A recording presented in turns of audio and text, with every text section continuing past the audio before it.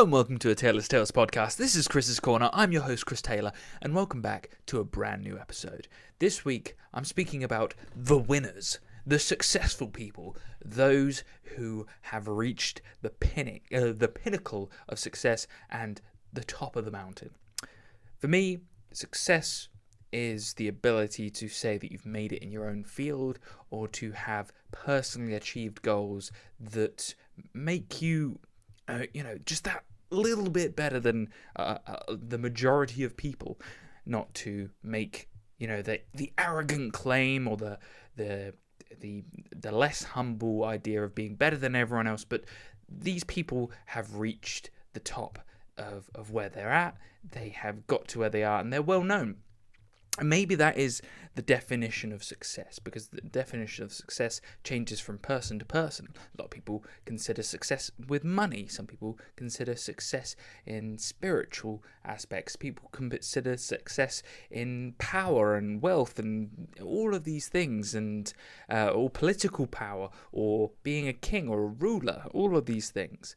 For me personally, I'm going to go through some examples in a minute, but success, to me, determines by many factors, and I want to go through each of these factors because for me personally, if I want to become more successful in my life, I must understand the factors that have made other people successful and understand that I don't know enough to be able to, at this point in time, where I'm not as successful as I want to be, but I know I can be better, and hopefully somebody else listens along and understands the sort of scenario I'm trying to put forward, in the sense that this podcast is going to be surrounding around those aspects of success and of the winners. So, some of the examples that break these people apart, the consistency behind them, is Cristiano Ronaldo, Oprah Winfrey, Michael Jordan, Kobe Bryant, Courtney Dauwalter, Casey Neistat, Serena Williams, Venus Williams, Bill Burr, Dave Chappelle, J.K. Rowling, The Rock, David Goggins, Warren Buffett, Elon Musk, Jeff Bezos, Peter Jackson, and the list goes on. Now, a lot of those people I've named there have all made a mark within their own field, and some of them have made their mark in many fields, and that makes them even more great than they already are. They're already winners in one field, they've made it in other fields as well. Now, I've named just a few of the people that come to mind immediately when it comes down to success. But one of the common factors behind all of those people is that they are consistent, hustle, hard work, grinders. They put out, these people, every single one of them have the ability to say that they've worked hard to get to where they are. They've gone from nothing to something. A good couple of examples there would be Dwayne "The Rock" Johnson. He is known for his ability to just pump out every single day, get up at 4 a.m. and grind out a workout wherever he is situated in the world and whatever his schedule is, and whether he has family commitments or whether he's got multiple gigs going on that day. His ability to consistently do that, and he posts it on Instagram and other platforms to be able to show this consistency. David Goggins, another one who has the ability to, even when he's at his lowest, mentally speaking, he has the ability to run more miles or put in physically. We can even talk about Elon Musk and how he puts in 100-hour work weeks where it's not physically, but it's mentally tiring. It's that consistent grind. With the Williams sisters, the ability to consistently win trophies over and over again. Cristiano Ronaldo, with his ability to stay in shape all the way up until he's 36 and still be a prolific winner. Michael Jordan, when he just destroyed the league with the Bulls team. Every single one of these people have the ability to crush the opposition through just consistent hard work. For me, there's nothing more inspiring than seeing somebody who has consistently put the work in. It's like I've said before, if you're a lottery winner, you haven't put anything in, you've just been lucky. If you are consistently doing something day in, day out, you're gonna get something from it. Whether that is becoming like any of these people on the list, it doesn't matter. You're going to get something from it. Just by, let's say you are a beginner right now, absolute beginner runner, and you've never run a mile in your life, but you want to get like any runner you can think of. I mean, my immediate thought is Casey Neistat, because he's on the list. He was the person who inspired me initially to run.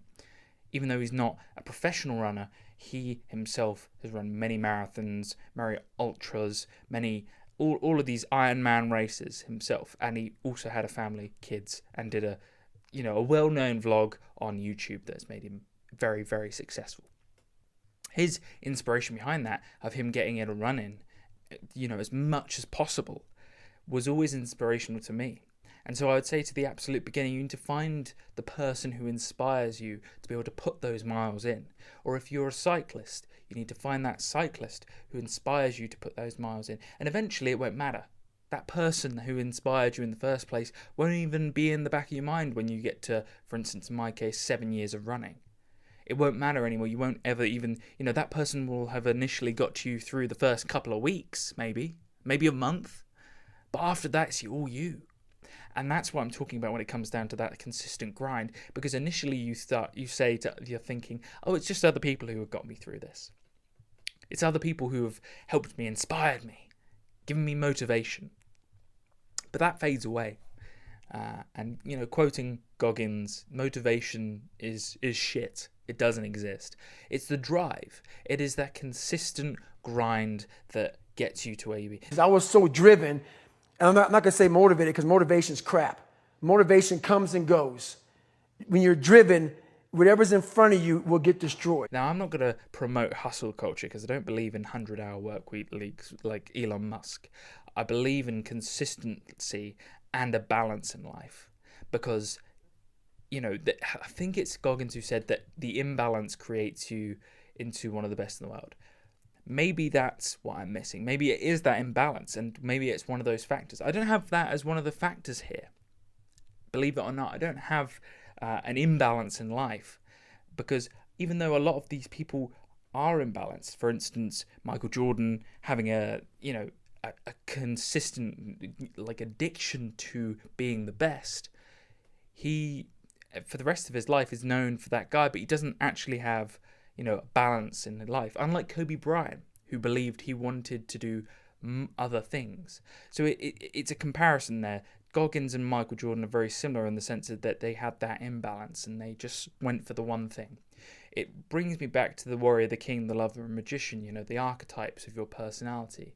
Instead of just accessing the warrior, the one part of your life where you can be the best in that field, Kobe Bryant proved that you can be brilliant in multiple fields and have the ability to be a basketball player and a writer and a family man and all of these things. Balance. Balance is everything, I think. And I think a lot of these people prove it later on. And for me personally, I always find that more inspirational than somebody who says, I just went for the one thing and that was it. There was nothing else. Because it means that you sacrifice every other part of your life. And maybe that is what it means to be a winner. Just sole focus, because I have that on the list of things, but we'll talk about it later. But for me, the consistent grind, the hustle of it is every day isn't going to be making your max rep. Every day isn't going to be getting that best mile time. Every day isn't going to be getting your best shot on the court. You're going to put some air balls in there. You're hitting the goal, or you're missing the goal, or you're not getting as many goals, or you're not getting as many headers. There's never going to be a day, every single day isn't going to be the best day of training. That's the point of training. That's the point of consistently working hard. So that's the message I get from when I look at these people. I think of that message. It's the consistency of the hard work that makes them winners, rather than the idea that every single day they are becoming the best person they are the best at what they do. Because they've all come from something. So it links well onto the next factor, is that all of these people have, gone from nothing to become something. And it doesn't matter where they started in the first place. It was all about that ability to go from no one to someone. Now, I'm not saying that everybody who hasn't reached success is a no one. It just means that these people have taken it to such an extreme that it becomes that. It's like going from a ghost to a physical being in this case, because of how much a difference it is in their lives. Of that list, my immediate thought process is J.K. Rowling, with her ability to go from an English teacher in Portugal to becoming one of the world's most renowned authors, creating a 7-book series that becomes one of the best film series of all time, inspiring millions of children across the world, being read to as nighttime stories to kids at night. This, in my mind, is what you go from zero to hero.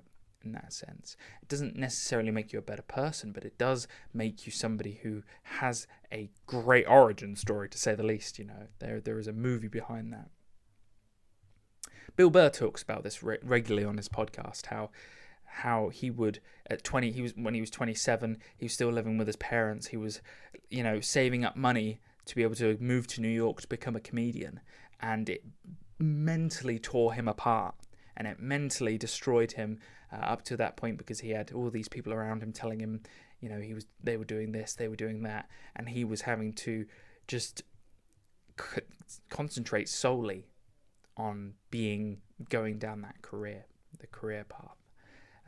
And nowadays, when he talks on the podcast that he runs, the Monday Morning Podcast, which is hilarious and he is brilliant, is how he loves the ability to go into film, go do his stand-up comedy, go be with his family. Again, I'm going to keep bringing up balance, because there's a couple of people on this list who are going down that one-track mind, that focus, but they, not the more well-rounded people last longer. They burn in less bright, but they burn consistently, and I like that. So yeah, work ethic, big one there. When someone else questions their ability, they remember it, and then they pay them back. A really good example of that is Michael Jordan's "I took it personally." It became personal with me. I love that quote where something bad happened to Michael. From anything he took it. He always said that in his documentary, The Last Dance, where it's the Chicago Bulls last season from 1997 to 1998, and whenever someone slighted him in any way, he would say the phrase, "I took it personally." Now, many people would call that childish. Many people would call that, a lack of ability to move on from things. But winners don't do that. They take it and they use it. Many people would have said that Michael, the "took it personally" quote is quite funny. It's, it's a meme. It is a meme. But the proof in the pudding is that he used that as fuel to beat his opponents. I imagine in Hollywood that's a big thing as well. I'm going to go get that part instead of you, or I'm going to get the next part because you got the previous one. And I can think that in sport, consistently with Cristiano Ronaldo, him and Lionel Messi, I imagine that pairing of one-upping each other each time. The competition between people creates the best out of people. You can turn it into something positive. If someone has slighted you in the past, it doesn't mean you're going to be a negative Nancy from then on. You're going to learn to be able to use that as fire, as fuel, to be able to progress you down the line. I think this is what one of these qualities means, is turning, taking someone's doubt of you and turning it into that fire. Put it in your hand, crush it, and absorb it into you, and use it to drive you forward. Every other person, whenever I look on YouTube, there's a consistent message, and that is, I struggle with the hate messages or the negative messages placed in the comments section. I say to you, use them. Use them as fuel.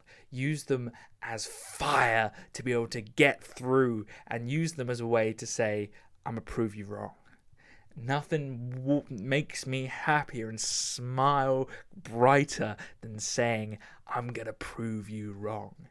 Oh, man. And then if I'm representing someone else and I know they can do better, I'll say, prove me right. Prove me right.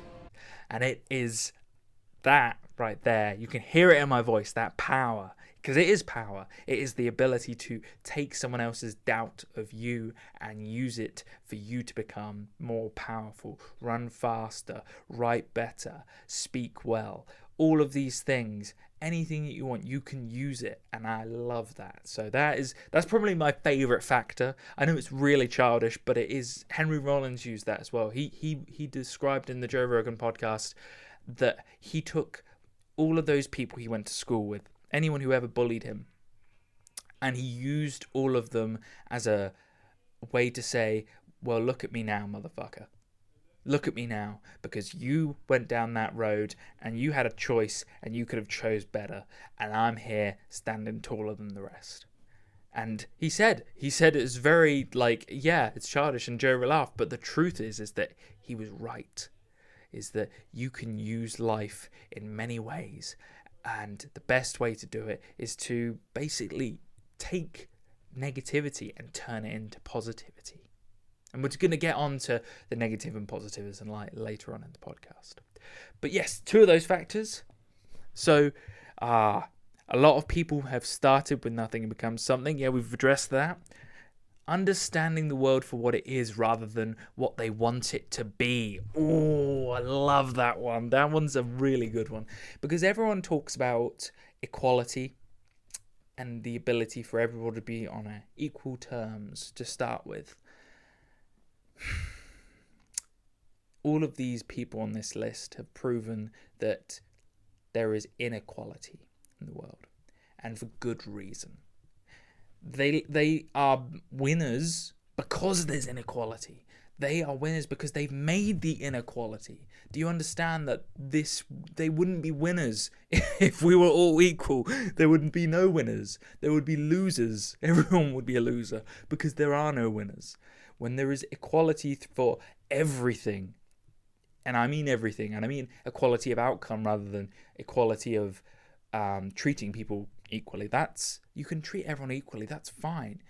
But the point of starting from the same starting block, it's kind of impossible because of the environment we're in. And it makes it that more powerful when somebody starts from the lower block and makes it past everybody else and gets to the higher block. You understand? They get to the finish line first and they kick ass and take names.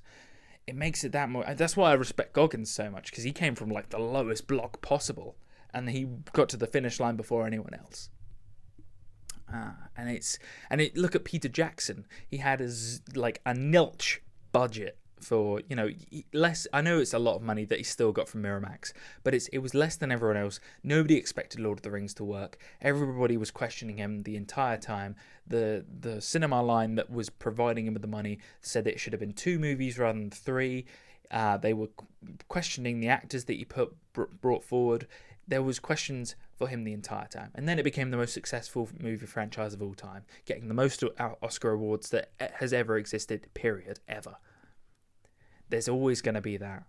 There's always going to be an unequal. And let's say, the fact that he got 12 Oscars, do you think that everyone else should have got an Oscar just because, they did well as well?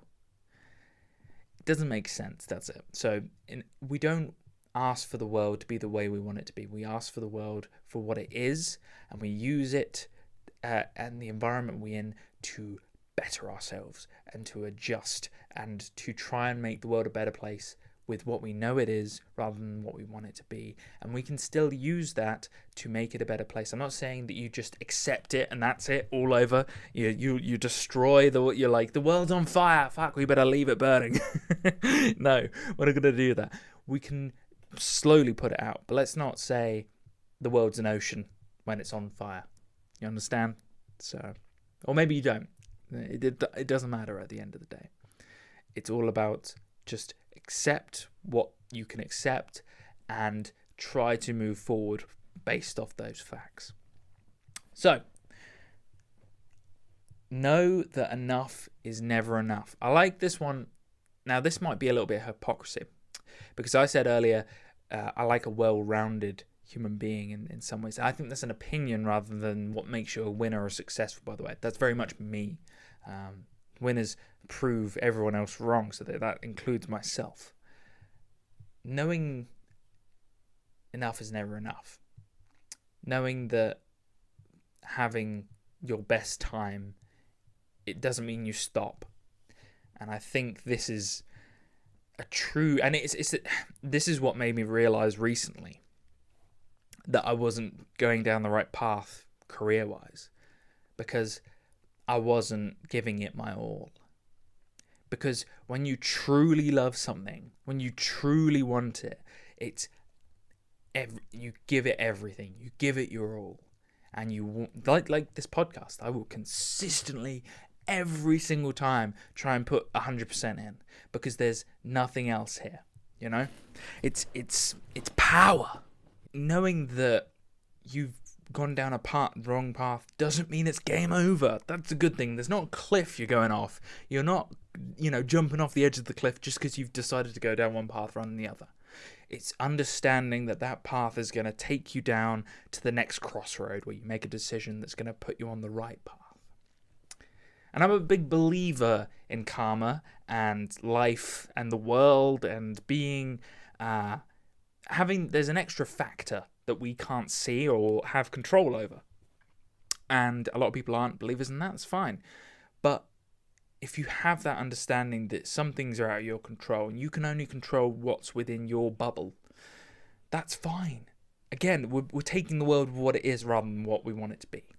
And if we can control and say that enough isn't enough and we're going to continue to strive for better, doesn't mean we're not going to be satisfied. And I've spoke about this before, the state-to-state moment. It means that just because we have a fantastic state doesn't mean we don't want the next state. It means appreciating the current state, appreciating what we're in, and then saying, doesn't mean I don't want that next state. And even if it is on fire, like I said last time, even if it's red, you still say, I still want something better. Because if you don't, you will just get comfortable. And comfort is the enemy of progress. Comfort is you becoming lazy, you becoming mentally soft. You stop exercising, you put on weight, people start saying, what happened to this guy, or this girl? What happened to them? Why are they dropping off the map? What's gone on to them? Why are they like this? Instead of saying, wow, look at that person. Wow, I didn't believe they could do that. That's it right there. So know that it's never enough, but know to also understand how, appreciate where you are. So that's another factor down the line of winners. Yes, I love that. Oh, this is so I literally spoke about this a second ago in the art of playing, knowing that there's an extra factor. This one's from Anthony Hopkins. If for those who don't know, well-known actor Anthony Hopkins has been in the film industry for years. He did Silence of the Lambs as Hannibal Lecter. He's done, so many movies. I'm trying to think of the one that comes to mind that he was fantastic in. I think it was Joe Black was quite good. He did a fantastic speech in there where he talked about falling head over heels in love. And the idea of love shouldn't be this kind of grey existence. It's this idea of passion and excitement, and can't think of the person for more than 5 seconds, that idea of love. And he did a fantastic speech, and if you haven't seen it, I recommend you go look it up. So yes, Anthony Hopkins says, play the game of belief. And he does this fantastic speech where he's talking to the graduating students of 2020. He says, play the game of the belief. Believe you can be where you want to be. Understand that there is nothing stopping you from being in that vision that you have of the future. There is nothing there but belief. And if you have the game of the belief, even if you don't believe, believe. Because he said that he had a vision growing up of where he would be today. He didn't know how he was going to get there. He didn't know whether tomorrow was going to be existing or whether in a year's time it was going to be there. But he believed, and that's all that matters. And everything happens for a reason, or maybe it doesn't, but believe, even if you don't. And the ability to believe will provide you with the positivity to be able to keep moving forward, to keep taking that next step, to working harder to become one of the winners. Whatever you want to do, believe it, even if you don't believe. Play the game of belief. Act as if you believe. That is power. Because otherwise it is just regret from there. And Anthony Hopkins is one of the big people who says he doesn't have any regrets. And maybe, you'll bring up his start, or you'll bring up how he's this or that or the other. It doesn't matter. It's a story, and that story is power. So yes, play the game of belief. Being proactive, having a tough environment creates a tough skin that can help you in the future. This is another factor. A lot of these people on that list, Jeff Bezos comes up in this one to my mind, because there's a picture online somewhere of Jeff Bezos in like the 90s with an Amazon banner that's drawn like really badly. He's in like a box office. He's he hasn't shaved his head, so he's got like the hair around the sides. He looks rough and ragged, and he's running the Amazon company right at the beginning. And it looked rough, but it was this idea that he was in this tough environment to begin with, where no one believed in Amazon. He believed in it, and he was working on this idea that he believed in. And now Amazon's one of the biggest companies in the world. He's like the second richest man on earth, and he has nothing to worry about. And now he can do whatever he wants with his money. He has the ability to launch rockets into space, to be able to do whatever he wants with Amazon. I think he owns like a 26% share ratio of the company. And so that tough environment growing up, I imagine working in that tough environment of just being in this dark office with the Amazon banner, isn't exactly as inspiring as everyone hopes it to be. That ability to continue down that road, even though nobody is down there with you. That's inspiring right there. And there's plenty of people who've been in that dark place where you are tough to the world around you and the external, and you are in a dark environment. And I think it was Chester Bennington who said that this place up here, this is a dark place, and you don't want to be there. And it is this place between my ears, he said. And he said it in a mental health way. But I take that, and you use that, and you say, yes, this place is a dark place. Good. It's going to make me a stronger person because it's dark. And because it's dark, you'll become the next level of you and progress. I believe in that. I truly do. And I'm not just saying that because I've played the game of belief. I play the game of also that the darkness is good as well as the light.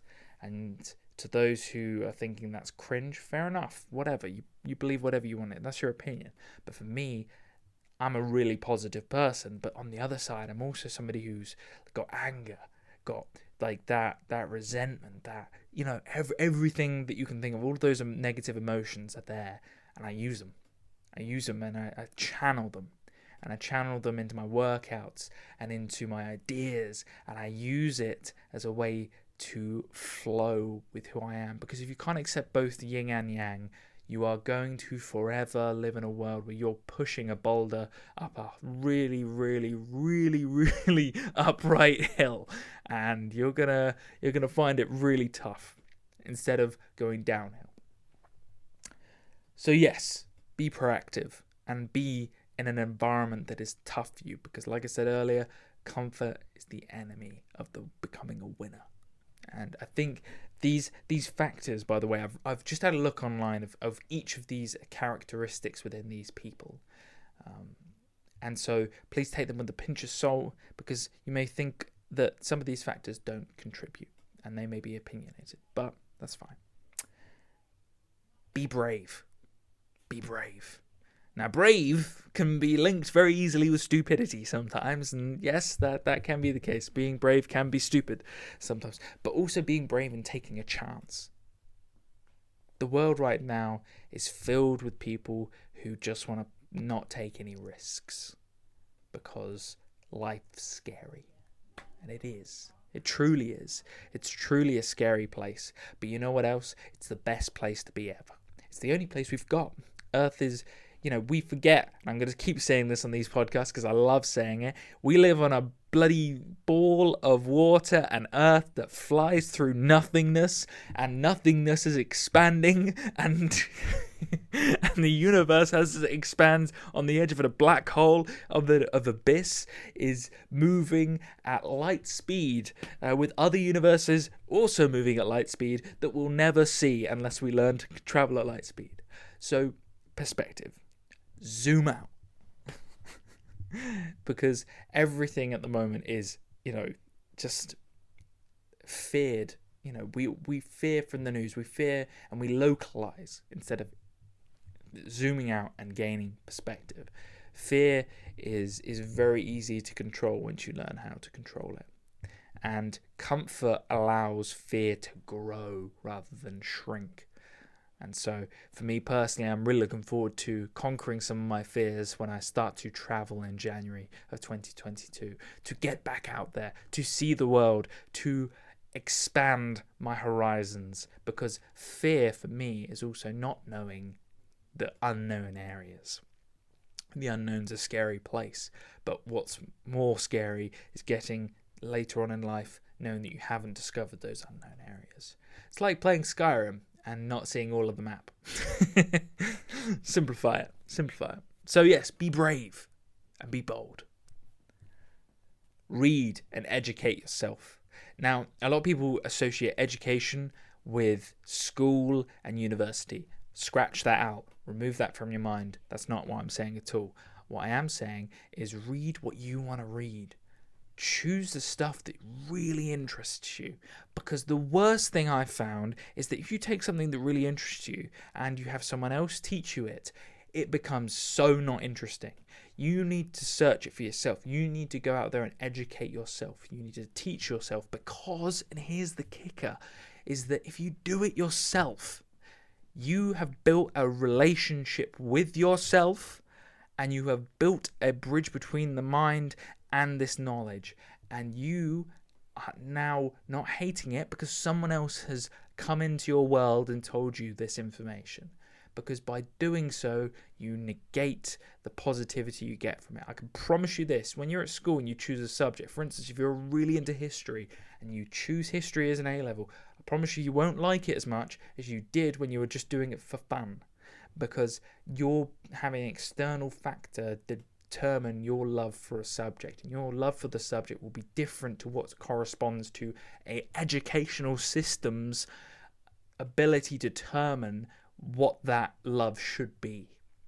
So please read and educate yourself, because there's nothing I love more than reading and learning new things in my own time. And it doesn't have to do anything with your job. If you're an adult, you can learn something that's fun, It doesn't have to be any carpentry, like whatever. It doesn't, clothing, making, knitting. It doesn't matter. It's just fun. I've had to learn how to edit for this podcast from time to time. I'm terrible at it, but it's still fun for me now. Like, we're 61 episodes in. It's still fun now because no one else has told me to do it. Because I'm doing it myself. Because I'm choosing to do it. Because I choose to do things.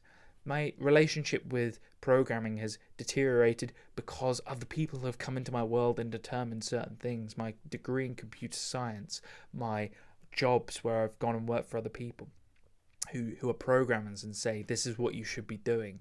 It's not that some of it's very good advice, but sometimes your love for something is determined by you and not by other people. So that's a big one. So read and educate yourself. These people are masters of time. Master your time. So have a plan. Have a daily schedule that you really enjoy. I know I bring up Jordan Peterson all the time. I'm sorry. For those who don't like Jordan Peterson, I'm really, you may not like me. So there's that. But what he does say is that if you choose a day that you love, if you make a day, a schedule that you can really abide by and stick to, then you just become so efficient. You become so, you're just getting so much more work done because you have consistently stuck to your plan.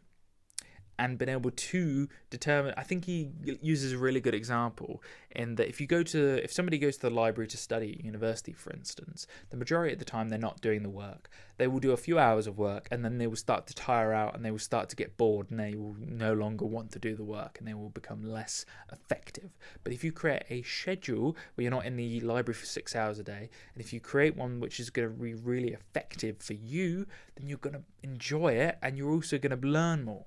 So use your time effectively and use it. For instance, when I work for my own company in 4 weeks' time, I know, crazy to think I'm going to be working for Taylor's Tales Ltd permanently and full time in 4 weeks' time.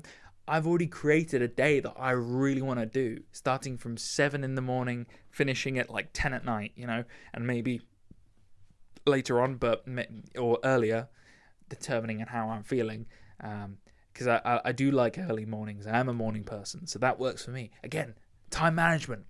I'm a morning person. You may be an evening person. Work to your strengths. You may want to work really well into the evening. If so, you're probably still a student in mental state. But even if you are, it doesn't matter. You work to your strengths in that sense. So use time management effectively and make it work for you. Expecting positive things from actions. Don't be negative. Emphasis on the don't be negative. People who are positive, people who are going through life, not blaming other people and focusing on being a positive person, are going to enjoy life. I can promise you that. I've seen so many people who blame other people and are negative and go through life with their shoulders sunk, and they're not smiling, and they just friggin' hate everyone around.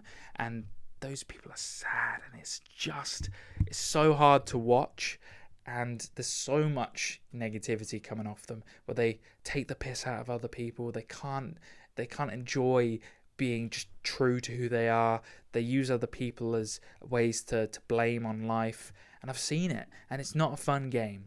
Be positive. Be in that mindset where the world is going to work from you and not you work for the world, So be positive. Don't be negative. Find a way to get that right mindset. Because right now, if you are in this part of your life where you're like, everything's down for me, man. Chris, you're telling me to be positive, but things suck. Use that suck. Use it. Because no one else is coming. No one else is coming. No one's coming to save you, motherfucker. No one. And I'm sorry for the swearing throughout this podcast, but I'm using the emphasis here because this is it. This is it. No one is coming to save you. This is for me as well as you guys. No one is coming for you. I used to think when I was younger that there was going to be some external factor that was going to come and help me. There isn't. There's nothing. You are the only person who's here for you. There's no one else. Everything else goes to the wayside.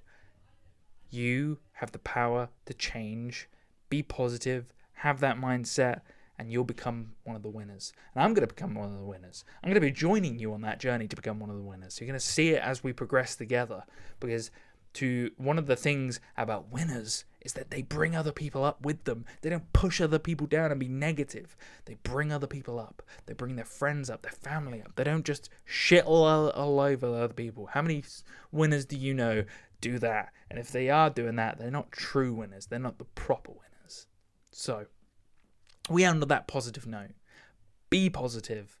Have a good mindset. Do these factors that I've talked about. Follow me along the journey as I follow these factors as well. And call me on my bullshit if I don't follow these factors as well. So there you go. I'll end of a laugh. Not taking yourself too seriously should be another factor. But also, my podcast is far too non-serious for anyone to take this too seriously in the first place.